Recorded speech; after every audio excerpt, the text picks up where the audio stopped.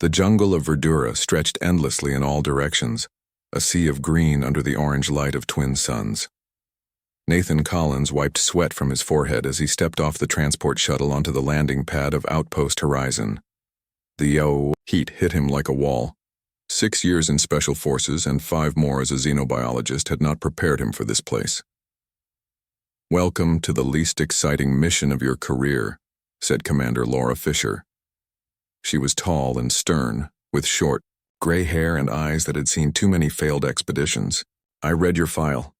Impressive background, which makes me wonder why they wasted you on this assignment." Nathan shouldered his pack. 3 science teams missing is hardly a waste of my skills, Commander." Laura snorted. "Trust me, you'll be bored." "Out of your mind. The jungle is empty. Our scanners have confirmed it. No animals, no insects, no birds. Just plants." She gestured at the wall of vegetation surrounding the outpost's perimeter fence. Dangerous plants that sometimes move in ways they shouldn't, but just plants. The outpost was small, prefabricated buildings arranged in a circle, housing about 50 personnel. Most were scientists studying verdura's unusual plant life. The rest were military, protecting the scientists from what Laura insisted was nothing. That night, Nathan couldn't sleep. He sat in the mess hall reviewing the reports from the missing teams. Their last transmissions mentioned unusual growth, patterns plants that seemed to react to human presence, and bizarre geometric formations visible only from above. "You won't find answers in those files," said a voice behind him. Nathan turned to see Dr. Greg Foster, a botanist with wild red hair and thick glasses. "I worked with the second team before they vanished. They found something out there, but no one believes me." "What did they find?" Nathan asked. Greg looked around nervously. "Patterns, intelligence. The plants here don't just grow. They communicate somehow. I think the jungle is alive. Not just alive like plants on Earth, but alive like—" He tapped his temple. Thinking. Nathan studied the man carefully. "Show me." Greg pulled out a tablet and displayed satellite images. "Look at these clearings, perfect hexagons. And these vine formations. They create complex mathematical spirals that can't happen naturally. Whatever's out there, it's smart." "Commander, Fisher had explicitly ordered everyone to remain inside the perimeter after dark. But orders had never stopped Nathan before. He waited until the base lights dimmed for night cycle, then slipped past the guards. Greg had mentioned a location, 2 miles east where the patterns were most obvious. The jungle at night was different. The plants glowed faintly with bioluminescence, blues, purples, and greens creating a magical landscape. Nathan moved silently, his old military training returning automatically. The humidity made his clothes stick to his skin, and strange, sweet scents filled the air. He noticed something odd. When he moved one way, certain plants dimmed. When he moved another, they brightened. After an hour of walking, he realized the truth. They were guiding him. The jungle was creating a path of light for him to follow. "What do you want to show me?" he whispered, not expecting an answer. The ground beneath him seemed to pulse in response. The bioluminescent trail brightened, leading him deeper into unexplored territory. The plants around him swayed despite the absence of wind. 4 hours into his trek, Nathan found himself in a perfect circular clearing. Above him, verdura's 3 moons illuminated a scene that defied explanation. Plants grew in concentric circles, their leaves arranged in patterns that reminded him of circuit boards. At the center stood a single tree, larger than any other, its trunk wrapped in vines that pulsed with light. As he approached the tree, the ground gave way beneath him. The sensation of falling lasted only seconds before he splashed into warm water. The hole above quickly closed with vines, leaving him in darkness. Then light returned. The walls of what appeared to be an underground cavern began to glow. Nathan found himself in a vast chamber that no scanner could have detected from the surface.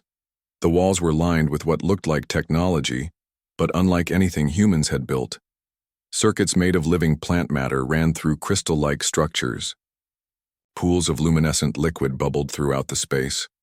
"Your kind believes what they see with machines rather than eyes," said a voice that sounded like rustling leaves and flowing water combined. Nathan spun around, his hand automatically reaching for a weapon he hadn't brought. Before him stood a figure unlike anything in humanity's catalog of alien species. She, and somehow he knew it was female, was tall and slender, with skin that resembled bark and hair like flowing vines. Her eyes glowed with the same bioluminescence as the jungle above. She wore nothing that could be called clothing, but vines and flowers covered her in ways that suggested deliberate design. "Who are you?" Nathan asked, his voice steady despite his racing heart. "I am Zara, Queen of the Chlorovata," she replied, her mouth moving in an almost human way. "We are this world you call Verdura. We are the jungle your people dismiss as empty." Nathan's scientific mind raced to understand. "You evolved from the plant life here?" "We did not evolve from it. We are it." She moved closer, and Nathan resisted, the urge to step back. Every vine, every leaf, every root, all connected, all one consciousness spread across an entire world. "The missing scientists," Nathan said. "What happened to them?" Queen Zara tilted her head. "They harvested our children without permission. They burned sections of our body to make room for their machines. We contained them for study. They remain unharmed." Nathan realized the enormity of what he'd discovered. An entire species that humanity had failed to recognize, despite living among them for 6 months. A planet-wide organism with technology far beyond human understanding, hidden beneath the surface. "Why show yourself to me?" he asked. Queen Zara's face shifted into what might have been a smile. "You are the first human brave enough to see what was right before your eyes. You followed the path when others only saw random light. Now you must choose. Be our messenger to your kind, or join those we have contained. Your people plan to burn large sections of our body for their expansion. We cannot allow this." Nathan understood the choice before him. Return to Outpost Horizon and convince Commander Fisher that the jungle wasn't empty, that it housed an advanced civilization humans had failed to recognize. Or disappear like the others. "I'll be your messenger," he said. "But they'll need proof." "Then proof you shall have," Queen Zara replied, touching her vine-like fingers to his forehead. "When you return to your people, you will carry a piece of us with you." The underground chamber hummed with life. Nathan stared in wonder as Queen Zara led him deeper into the Chlorovata realm. Walls pulsed with soft light. Flowers opened and closed as they passed, like respectful bows to their queen. The air smelled sweet and clean, nothing like the stale recycled air of the human outpost. "How long have your people been here?" Nathan asked, his voice echoing in the vast space. "Time as you measure it means little to us," Queen Zara replied. Her movements were fluid, almost like she was floating rather than walking. "We have been here since the first seed touched this world's soil. 10,000 of your years, perhaps more." They entered a larger chamber where dozens of plant people moved about. Some looked almost human, while others resembled walking trees or masses of vines in humanoid shape. All stopped to stare at Nathan with glowing eyes. "My people are curious," Zara explained. "You are the first human to see us as we truly are." Nathan noticed that roots from the ceiling connected to the Chlorovata's backs, linking them to the chamber walls. "You're all connected," he said, understanding dawning on him. "Yes, we are individuals, but also one." Zara gestured to the roots. "Through these, we share thoughts, memories, knowledge. The entire planet is our body. What you call the jungle is merely our visible form." She led him to a pool of glowing liquid. Images formed on its surface. Human scientists cutting down plants, burning sections of forest to make space for equipment, collecting samples in sealed containers.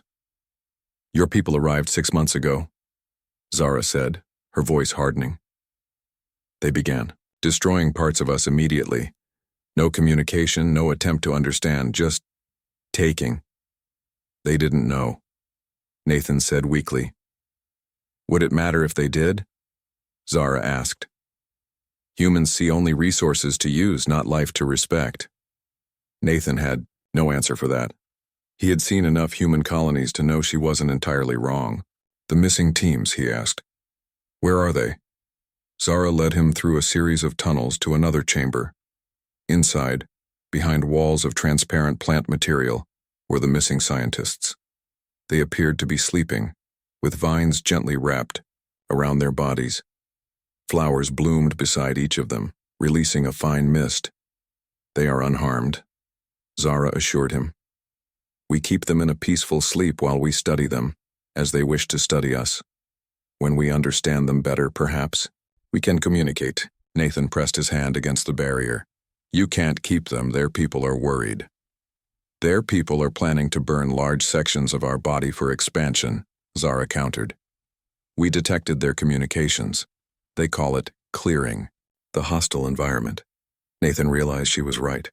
Standard procedure for new colonies was to create a safe zone by eliminating any potentially dangerous native life. On Verdura, that meant burning the jungle. Let me help you, he said. I can explain to my people what you are. We can find a way to coexist. Zara studied him with eyes that glowed like stars. Perhaps. But words alone will not convince them. They trust their machines, which cannot detect us because we are not what they expect to find. She led him to another chamber where their technology became more apparent. Living computers made of plant matter processed information. Screens of thin, leaf-like material displayed images from all over the planet. Nathan realized the Chloravata had been watching everything. Your outpost commander has discovered your absence, Zara said, pointing to an image of Commander Fisher shouting orders. She organizes search parties. Nathan watched as Fisher deployed teams into the jungle, armed and alert. Their scanners swept back and forth, finding nothing but plants. I need to return, Nathan said urgently, before this escalates. One of the search teams has found the place where you descended, Zara noted. Another screen showed soldiers examining the hole that had closed behind him. They suspect something. Their commander has contacted your coalition leaders. The image changed to show a video transmission. General Harris of the Coalition Military Command appeared, his face stern. Assume hostile native action, the general ordered. Prepare for defensive measures and request orbital support. We're not losing another colony.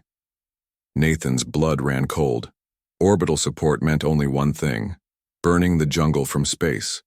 I have to stop this, he said. Zara, you need to reveal yourselves before it's too late. That would place us at your mercy, she replied. We have hidden for millennia because we know what happens to those who are discovered by more aggressive species. Then what's your plan? Nathan demanded. Let them burn the jungle? That's your body. Zara was silent for a long moment. The other Chloravata in the chamber had gathered around, watching their exchange with unblinking eyes. There is a way, she finally said. A bond between you and us. It would allow you to communicate with all of our body, to show your people what we truly are. What kind of bond? Symbiotic. A part of us would live within you, changing you. Not completely. You would remain human, but also become partly Chloravata. She held out her hand, where a small flower bloomed in her palm. This seed would grow within you, connecting your mind to ours. You would be the bridge between our species. Nathan stared at the flower. Will it hurt? There will be pain, yes. Your body will resist the change at first. Zara's expression softened. But you will gain abilities beyond human understanding. You will hear the thoughts of the jungle, feel the sunlight on every leaf, know the rhythm of an entire living world. Dawn light filtered through cracks in the ceiling of the chamber. Time was running out. Nathan thought of the soldiers searching for him, of the orbital weapons being prepared, of two species on the brink of a war neither truly wanted. Do it, he said, taking the flower from her hand. Zara nodded solemnly. The bond is permanent. You will never be fully human again. Maybe that's not such a bad thing, Nathan replied, and placed the flower against his chest. The petals opened, and the seed burrowed into his skin. Pain shot through his body like fire. He fell to his knees as the change began, his veins glowing green beneath his skin. The last thing he saw before passing out was Zara's face, filled with hope and worry in equal measure. "Now," she whispered, "you are one of us." When Nathan opened his eyes, he was lying on the forest floor near Outpost Horizon. The morning sun filtered through the canopy above him. He felt different, lighter somehow, but also more connected to everything around him. The plants near him leaned toward his body as if greeting an old friend. He lifted his hand and gasped. Green veins now ran beneath his skin, glowing faintly. When he focused, small leaves sprouted from his wrist, then disappeared when he relaxed. The bond was real. He could feel the entire jungle like an extension of himself. "I found him," a voice shouted. Two soldiers crashed through the undergrowth, rifles raised. They stopped when they saw him, eyes widening. "Collins? What happened to you?" one asked, keeping his distance. Nathan stood slowly.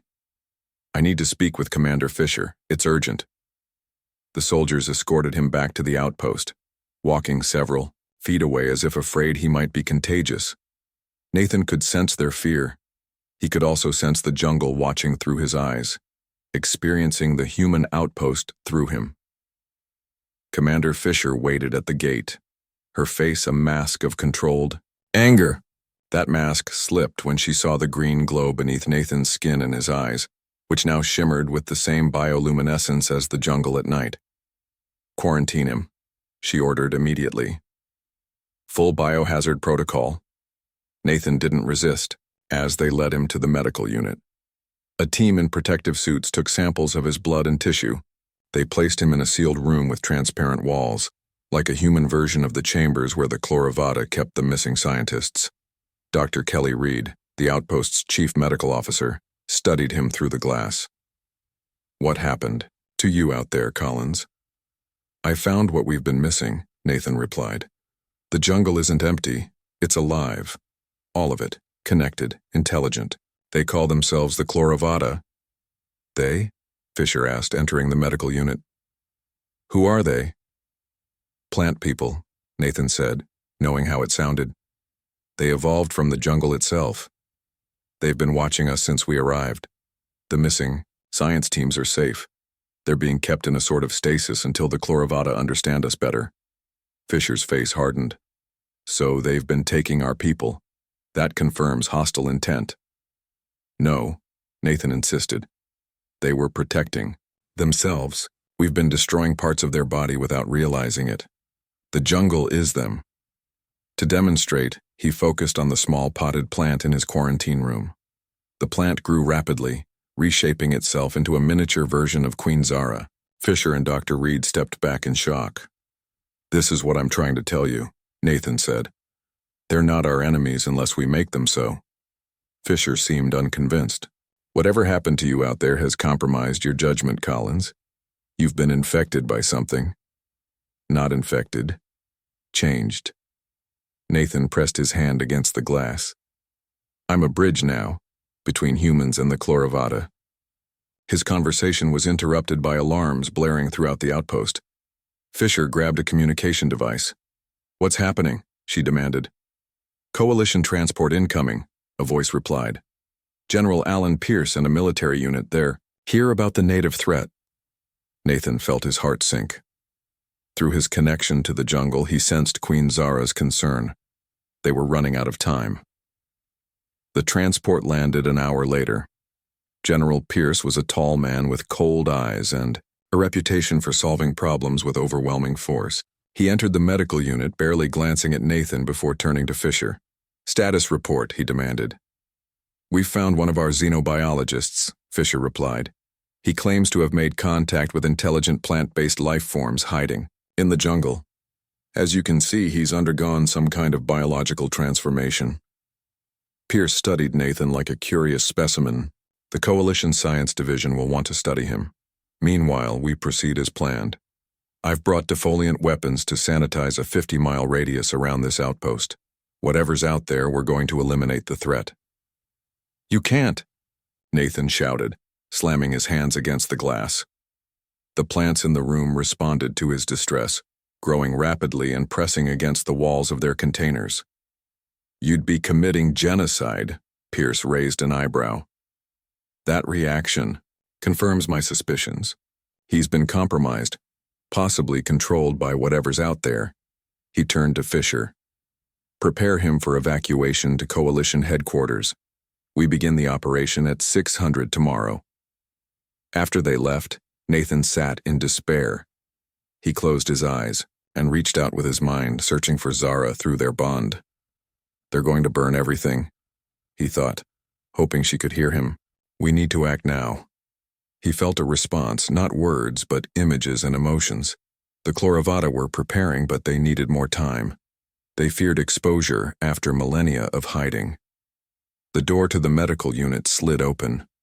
Dr. Samantha Wells, a botanist who had always been friendly to Nathan, entered. She looked nervously over her shoulder before approaching his glass cell. I believe you, she whispered. The plant samples I've been studying, they're like nothing I've ever seen. They react to stimuli in ways that suggest intelligence. Hope sparked in Nathan's chest. Can you help me? Samantha nodded. I can't let them burn the jungle. Whatever you found out there deserves a chance. She slipped him a key card through the sample transfer slot. Use this at night when the guards change shifts. I've disabled the alarm on your cell door. That night, Nathan waited until the outpost was quiet. He used the key card to escape his cell, moving silently through the darkened corridors.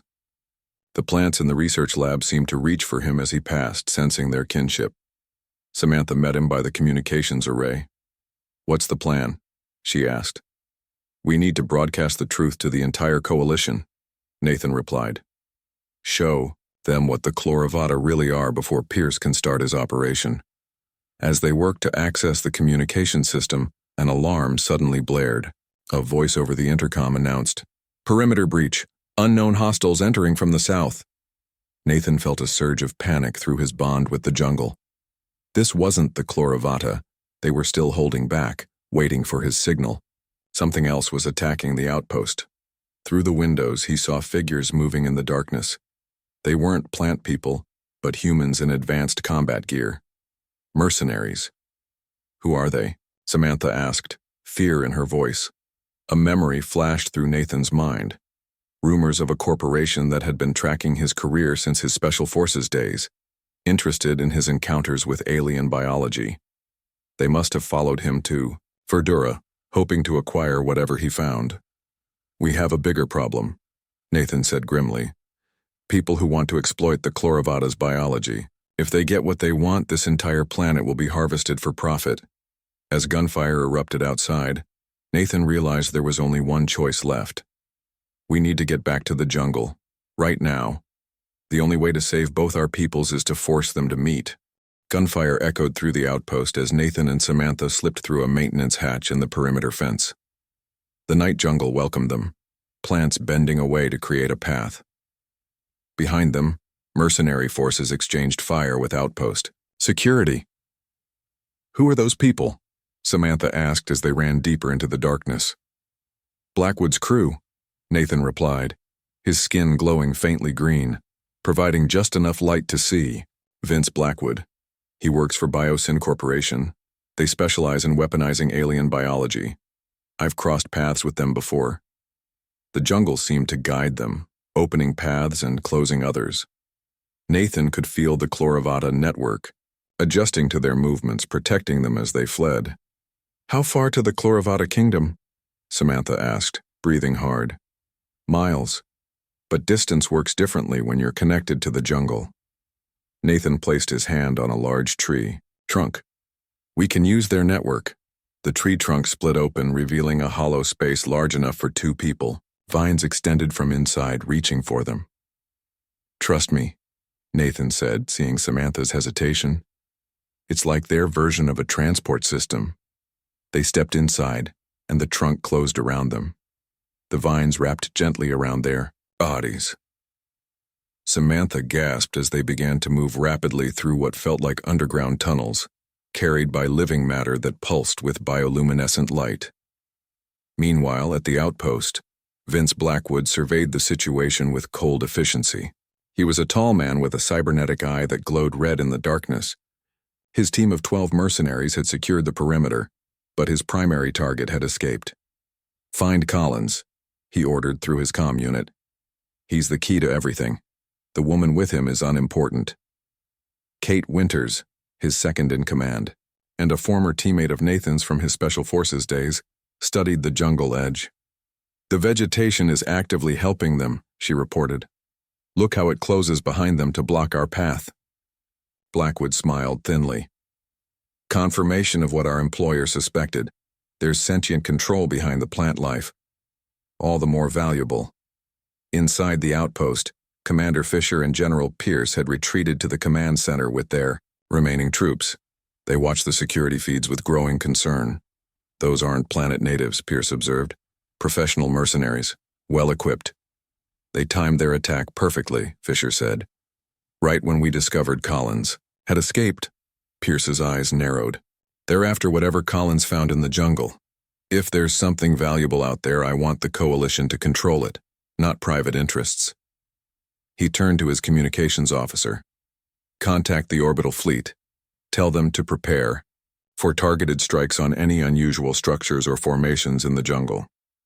Deep within the Chloravata underground kingdom, Queen Zara faced her council.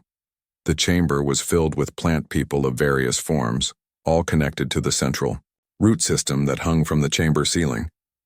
"The humans prepare for war," stated Elder Thorn, a gnarled figure with bark-like skin and sharp thorns protruding from his shoulders. "We should strike first, while they are divided."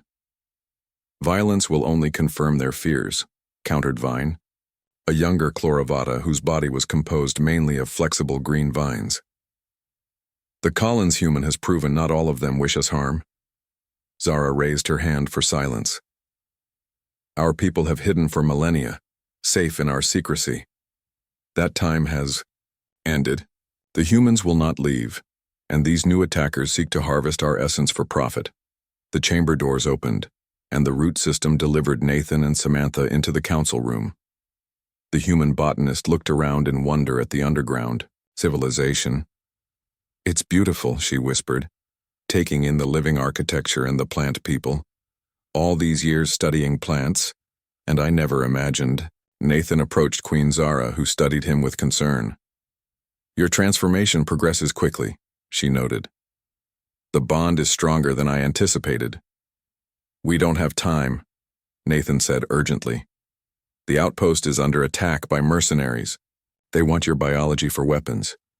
And the Coalition military is planning orbital strikes on the jungle." The council erupted in alarmed whispers. The root connections pulsed with rapid communication. "How much time do we have?" Zara asked. "Hours at most," Samantha answered. General Pierce seemed ready to act immediately. Elder Thorn moved forward. "This proves my point. The humans must be driven away before they destroy us all." "And how would we do that?" Nathan challenged. "Your strength is in your unity with this world, not in weapons that can fight orbital strikes. The Coalition fleet could burn the entire surface of this planet if they wanted to." Zara looked troubled. "What do you suggest, Nathan Collins?" "Reveal yourselves," he said simply. "Show them you're an advanced civilization. The Coalition has laws protecting sentient species, but they need to know you exist first." "A dangerous gamble," Zara replied. "Once revealed, we cannot hide again." As they debated, the Jungle Network delivered urgent news. The mercenaries had found one of the hidden entrances to the underground kingdom and were forcing their way in. At the same time, Coalition ships in orbit were preparing targeting systems. Through the Chloravata's monitoring system, they watched as Blackwood's team deployed specialized cutting equipment against the living barriers trying to keep them out. "They're persistent," Kate Winters noted as her scanner picked up unusual readings. "Whatever's down there is giving off energy signatures. Unlike anything I've seen."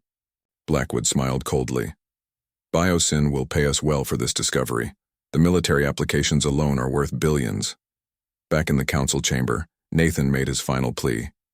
"We're out of time. If you don't act now, you'll face threats from both the mercenaries and the Coalition. At least the Coalition might listen if you reveal yourselves properly." Queen Zara stood silent for a long moment, communicating with the collective consciousness of her people. Then she made her decision. "We will reveal ourselves," she announced, "but not through words or messages that can be ignored or misinterpreted. We will show them what we truly are." She turned to Nathan. "Your connection to us makes you the perfect conduit. Through you, we will demonstrate our power and intelligence in a way they cannot deny." "What do you have in mind?" Nathan asked. "Queen." Zara's eyes glowed brighter. "We will reshape the very jungle itself. Create a display so massive it can be seen from orbit. A message written in living matter across the surface of our world." She placed her hands on Nathan's temples. "Your knowledge of human language will guide us. Your connection to our network will amplify our ability. Together, we will create something they cannot ignore or mistake for natural phenomena." Nathan nodded and closed his eyes. Through their bond, he felt the entire consciousness of the Chloravata flow through him. The jungle began to move, plants rearranging themselves into enormous patterns visible from space. As the coalition ships targeted the surface and the mercenaries breached the outer chambers, a message formed in mile-high living letters across the planet. "We are the Chloravata. This world is our body and home. We offer peace." In orbit, stunned silence fell across the coalition fleet as they watched the jungle transform before their eyes. No natural phenomenon could explain what they were seeing. General Pierce ordered an immediate halt to the attack as Queen Zara's voice, amplified through Nathan's communication relay, reached the coalition fleet. "We are the Chloravata. This world is our body and home. We offer peace, but will defend what is ours." 3 months passed since the day the jungle revealed its true nature. Outpost Horizon had transformed. Where sterile metal buildings once stood, isolated from the vegetation, now living structures grew in harmony with human technology. Walls of carefully guided plants provided natural insulation. Chloravata-designed solar collectors captured energy more efficiently than anything humans had built. Nathan stood on a viewing platform, watching a delegation arrive from Earth. His appearance had changed even more since that fateful day. His skin now had a permanent green tint. Small leaves occasionally bloomed on his arms when he felt strong emotions. His eyes glowed with the same bioluminescence as the Chloravata. "Nervous?" asked Samantha, joining him on the platform. In the months since first contact, she had become the lead human scientist studying Chloravata biology, working closely with Nathan. "A little," he admitted. "The Coalition Council hasn't always been known for their open-mindedness." Below them, a shuttle landed on the new landing pad made of living material that could repair itself. Queen Zara waited to greet the visitors, her regal form standing out among the human officers. In the 3 months since revealing themselves, the Chloravata had emerged from hiding, building magnificent living structures that rose from the jungle floor like cathedrals of branch and vine. The shuttle doors opened, and representatives from the United Earth Coalition stepped out. They looked around in wonder at the blended human Chloravata settlement. "It's really happening," Samantha whispered. "Official recognition of the Chloravata as a sentient species with full rights." The mercenary threat had been neutralized after Commander Fisher led a daring operation to capture Vince Blackwood. His employer, Biosyn Corporation, was now facing serious charges after Fisher exposed their plans to weaponize Chloravata biology. Nathan and Samantha descended to join the diplomatic meeting. Council President Rivera shook hands with Nathan, trying not to stare at his transformation.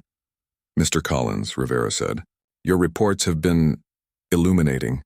The Council is eager to establish formal relations with the Chloravata." Queen Zara stepped forward. "We offer an exchange," she announced in her melodic voice. "Our knowledge of organic technology for your promise to respect our sovereignty." The meeting moved to a grand chamber grown specifically for this occasion. The walls pulsed with soft light, and flowers opened as the delegates passed, releasing pleasant scents. Later that evening, Nathan stood alone with Queen Zara in her living throne room. The coalition delegation had returned to their ship to prepare the official treaty. "There's something I haven't told the others," Zara said quietly. "Something only you should know for now." Nathan waited as she created an image in the air using spores of light. It showed multiple planets with dormant Chloravata seeds. We have seeded dozens of worlds throughout the galaxy over millennia, she explained, waiting for the right species to help them awaken. Worlds once thought dead could bloom again with our help and human assistance. Why tell me this? Nathan asked. Because our futures are now intertwined, she replied. What grows from this union will change the course of both our species. Humans destroy, but they also create and nurture. Together we could restore life to places long thought barren. Nathan looked out over the jungle that had once seemed empty, but now teemed with visible life and purpose. In the distance he could see human and Chloravata scientists working together on new hybrid plants that could survive in harsh environments.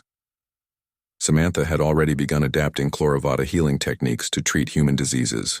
The first tests showed promising results for conditions previously thought incurable. We found each other just in time, Nathan said, feeling the gentle pulse of the planet through his bond.